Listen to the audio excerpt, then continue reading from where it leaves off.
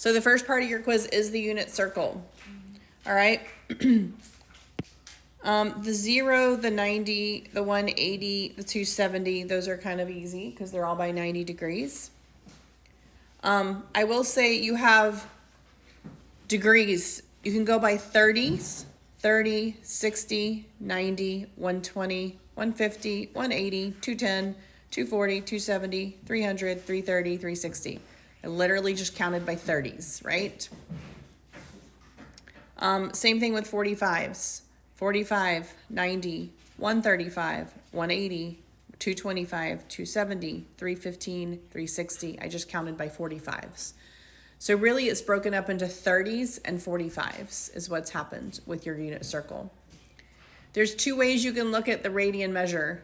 The first way is going to take you a long time. You can convert all of them, pi over 180, right? That's how you can convert from degrees to radians.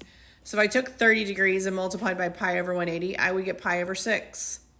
The other way is to just count by 6s and by 4s, okay? So this is 1/6 times pi. This one is 2/6. 2/6 reduced is just 1/3, right? 3/6. 3/6 is just 1/2. 4/6. Reduce it, that's 2/3. 5/6, right? Everybody see what I'm doing? 6/6. 7/6. 8/6 if I reduce it. 9/6. 10/6 if I reduce it. 11/6. And then 12 over 6 is 2, right? And so you can count by 1/6 to get all of those third markers. These you can count by 1/4. 1/4, 2/4, 3/4, 4/4, 5/4, 6/4, 7/4, 8/4, okay? And so very quickly you can fill those in. You're counting either by 30s or by 45s, and then you're counting by 1/6 or by 1/4 to fill in your radians. All right. For your axis, just think about where you are. It is the unit circle. So if I'm over here, I have moved right 1 unit and I have not moved up and down. So if I were to just hand you a coordinate plane and put the point here and say, what is this point? You would say, well, that's 1, 0. And then if you went straight up 1 unit and didn't go left or right, you would be at the point 0, 1, right? If you went over 1 unit, you would be at the point -1, 0. And if you went down 1 unit, you would be at the point 0, -1. Because that's literally what you're telling me, the point on the coordinate plane where I have stopped, all right? These you need to memorize, all right? So 30 degrees has a cosine of square root of 3 over 2 and a sine of 1/2, all right? Remember the x value is the cosine, the y value is the sine. So square root of 3 over 2, 1/2. You'll notice that if I mirror across here to the 30 degree that's over here, I have square root of 3 over 2, 1/2. If I mirror down here, square root of 3 over 2, 1/2, and the 30 degree here is square root of 3 over 2, 1/2. The only thing that changes is my positives and negatives. If I look at my pi over 4 or my 45, those are really easy. Square root of 2 over 2's. Everywhere I have a 45, it's square root of 2 over 2's, right? And then your 60 degrees or your pi over 3 has a cosine of 1/2 and a sine of square root of 3 over 2. It's just flipped from this guy. Everywhere you have a 60, you're going to have those same exact coordinates, all right? So you can write that out, and then just remember that my first quadrant has an x value that's positive and a y value that's positive.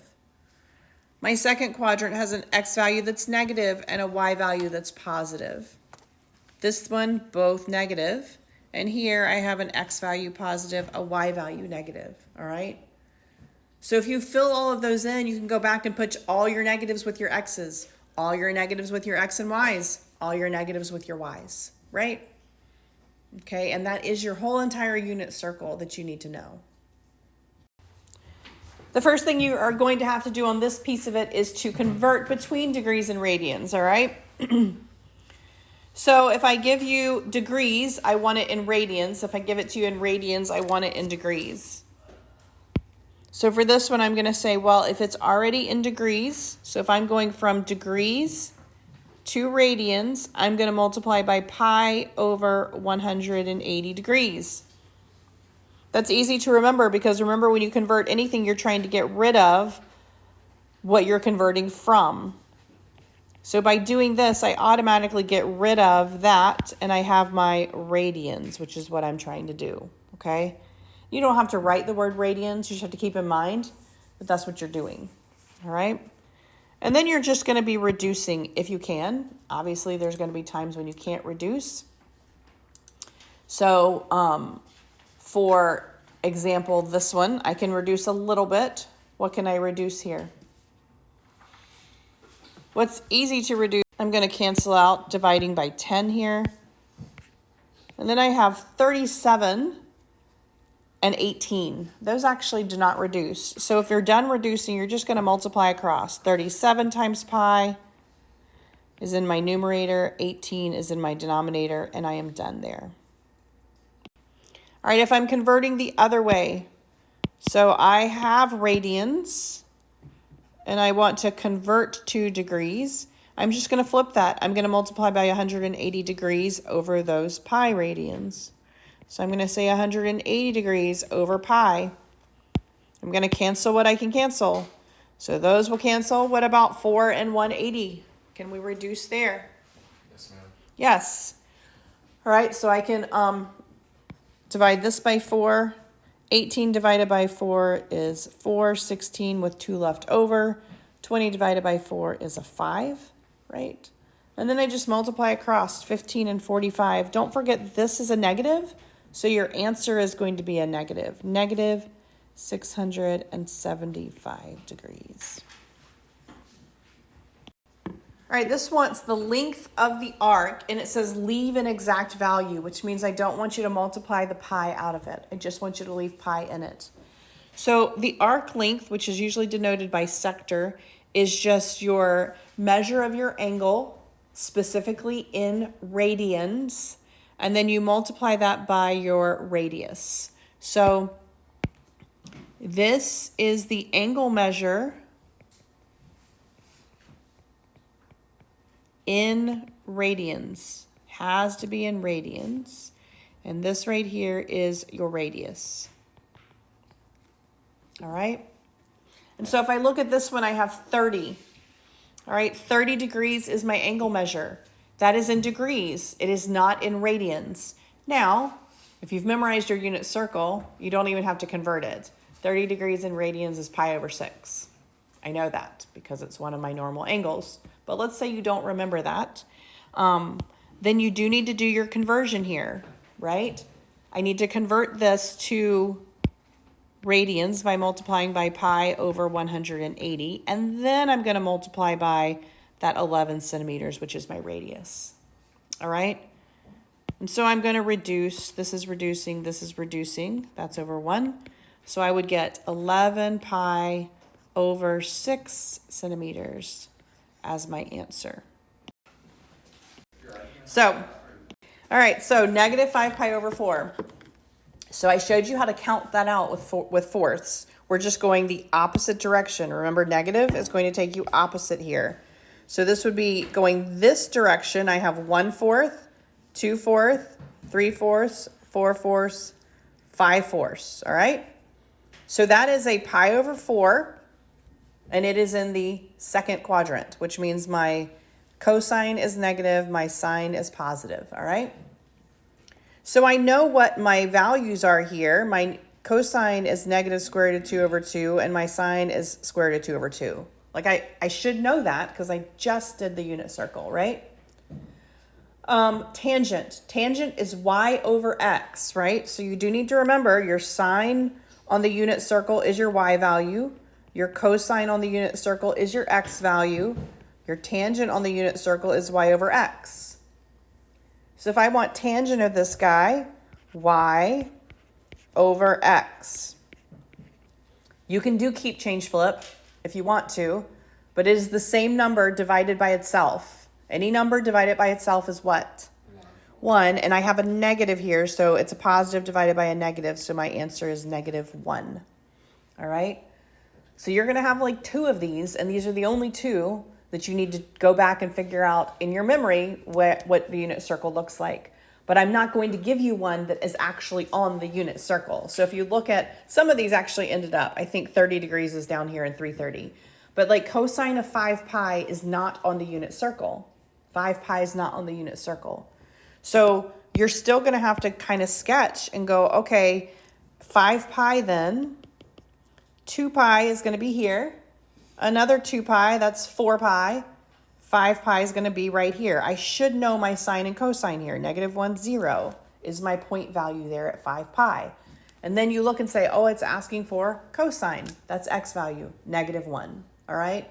So that's you're just trying to go back and say, okay, where does this hit? It's going to hit at one of your values that is a reference angle from the unit circle. So you just need to know what your reference angle is and which quadrant you're in. And then you will know what to give me. So amplitude, if you'll remember, the way this is set up, this is A plus times the cosine of B times the angle plus C plus D. All right, so A, B, C, and D. That's where we're going to get all of our information from when we do these 5 things that we're going to do here. The first thing we're going to find is amplitude. Amplitude is the absolute value of A. All right, the absolute value of A. So in this case, my amplitude is just 1/2. The next thing I'm going to find is my period. My period is going to be 2 pi over B. 2 pi over B. So in this case, I'm going to say 2 pi over 4. Remember, it is just the number in front of that theta or in front of the x or whatever variable is there. I do need to reduce it, so this period is going to be pi over 2.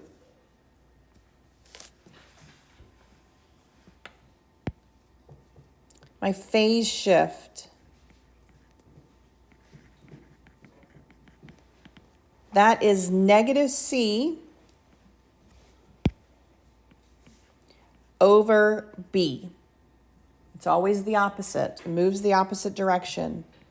So -c, well, c is -4 pi over 3. Now, pi is not a variable. Pi is a constant, so it is included in your phase shift, okay? So I'm going to say +4 pi over 3. That's my c if I negate it. And I'm going to put that over 4. All right? Over 4. Now remember, when you divide fractions, you keep the top one. So that is 4 pi over 3 times, and reciprocate the bottom. So the bottom is 4. So I need to multiply by what? The reciprocal of 4, which is what? 1/4, right? So if I'm dividing by a whole number, I'm going to multiply by 1 over the whole number. And then I can cross cancel here. The 4s will cancel. And my phase shift is going to be pi over 3. All right. Vertical shift. Vertical shift is really the easiest one you'll do. Vertical shift and amplitude are very simple because you're just giving me the number. The vertical shift is going to go up 2 units, or you can just say +2, as long as you know that it goes up 2 units. And that is from D. So my vertical shift is just the value of D, which in this case is a +2. All right, vertical shift is D. So if you can mark your A, B, C, and D up there, and this memorize what the amplitude, period, phase shift, and vertical shift is representative of from those 4 numbers. The first thing I actually graph is that vertical shift. So I'm going to take, normally my graph would fall on the x-axis, and I go up and down from the x-axis, right? So the vertical shift tells me where I'm actually going to start from as far as up and down. So I'm going to go to +2 on the y-axis, and I am going to draw a line there. And I'm actually just going to dash it. It's not actually part of my graph. This just tells me where I go up and down from, okay? So the next thing I mark is my amplitude away from that.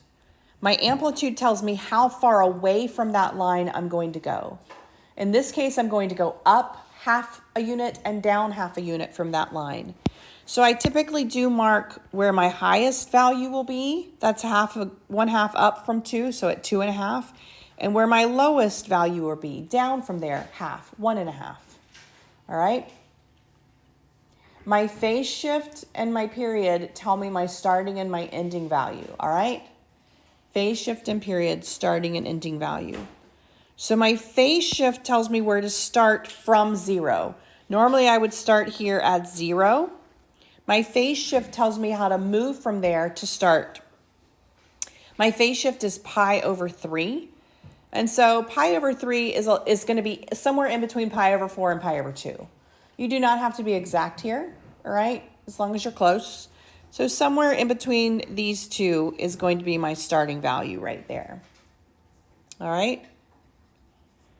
My ending value is what happens when I add the period to that. All right, so I'm going to show you down here what I mean by that. If I am starting at pi over 3, all right? Then to figure out where I end, I have to add my period to it. All right? Now you can do this mathematically if you're going to say, I really need to know exactly where it is. You can get a common denominator and figure it out. Or you can say, all right, if I am a little bit before 1/2 pi and I need to add a 1/2 pi, right? From 1/2 pi, a 1/2 pi would be all the way to pi. Everybody see that? So if I started at pi over 2, 1/2 of a pi would end me right here at pi. Well, I'm just before pi over 2, so I need to be just before pi to end. Everybody see what I did there? All right. So if I end, I'm going to end about right there. All right. If you want to do it down here with your little common denominators, right, you can say 2 pi over 6 plus 3 pi over 6 is 5 pi over 6. Again, 6 pi over 6 would be pi. You're a little bit before pi. So I probably need to be closer to pi, but that's okay. All right. So that tells me my starting and ending values here. All right. Starting and ending values. Once I have my starting and ending, and this is a little teeny wave that I'm going to have, I need to cut that in half, and I need to cut it in fourths. All right. So I'm going to estimate this when it's this small. I'm going to figure out where about halfway is. That's about halfway, right? And then I'm going to figure out my quarter marks. So about there for quarter marks. So I'm literally just taking my starting and ending value. This is where I'm starting. This is where I'm ending. And I just cut those in half and then in fourths. All right? Half and then in fourths. Okay? Now here's where you have to know your sine and your cosine stuff, all right? So for sine, yep, we start at the middle. So you start at the middle. So that green line I drew, that's where I'm going to start, right on that line. So my starting value is going to be right here at the line, all right? My first quarter mark, right? So my first quarter mark, or 1/4 of the way through, we'll just write it that way. 1/4 of the way through, I am going to be at my highest value. That is that purple mark. So if I'm right here at my quarter, my purple mark tells me my highest value, right? Half of the way through, I'm back at the middle. All right, so my halfway point that I marked, I'm going to be back at that middle line. All right. 3/4 of the way through, I'm at my lowest point, which is down here at 1.5 is where I marked that. And then I end back at the middle. Right there. I end back at the middle. So I should see those marks for you when you draw this. And I should see that you measured out your starting and ending. So when I look at this degraded, I'm not going to get a ruler out and be like, okay, did they measure exactly 5/6, right? I'm not going to do that. I am going to see that you moved according to your phase shift, that you moved according to your period, and that you cut it into fourths. Once you have those marks, just go a little bit down, connect it with your wave, go a little bit past it, do an arrow at each end, and I can see you've done a complete cycle. Your answer key continues it on all the way through. I only require one cycle. Just give me one cycle and you're good. All right, so amplitude period, all that is the same for cosine. So when I do this particular one, I'm going to go out, fill it out. My amplitude is my A value, that's 2. My period, that is going to be 2 pi over my B. So my B value here is also 2. When I reduce, that's just pi. My phase shift is negative C, which is 7 pi over 4 if I negate it, over my B, which was 2. Remember, keep, change, flip. That's the same thing as multiplying by 1/2. So 7 pi over 8. A little, almost a pi that I'm going over. And then my vertical here is down 2, because that was a negative 2 there. All right, down 2.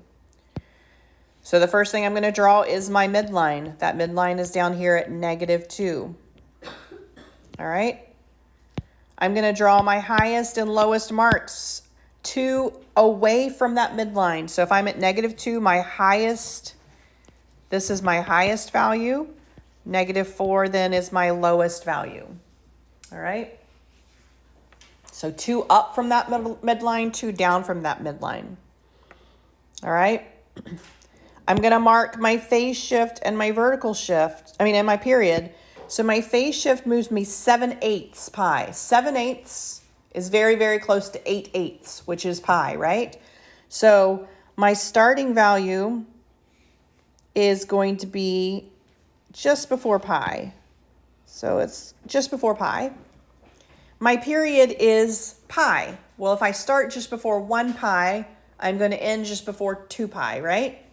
So this should be my ending value here, which means my halfway point, which should be just in front of the 3 pi over 2, right? My quarter point should be just in front of this guy, and my 3/4 should be just in front of that guy. I basically took pi to 2 pi and moved it over at 1/8 is where I am when I'm adjusting that, okay? Let's look at what happens with cosine. For cosine, I start at my highest value. 1/4 of the way through, I am at the middle. Halfway through, I'm at the lowest value. 3/4 of the way through, I'm back at the middle. And I end at the highest value. All right, that's what my cosine looks like. So I'm going to mark those. This is my starting value right here, but I start at the high. So my high is actually right there. I marked it on my graph. 1/4, that's right before the 5/4. I should be at my middle. Halfway through, that's right in front of 3 pi over 2. I should be at my lowest, which I've already marked. That's at negative 4. 3/4, I'm back at the middle. I end at my high. So those are my marks that I'm making there. I start a little before it and turn, curve down, curve back up. That is my cosine graph.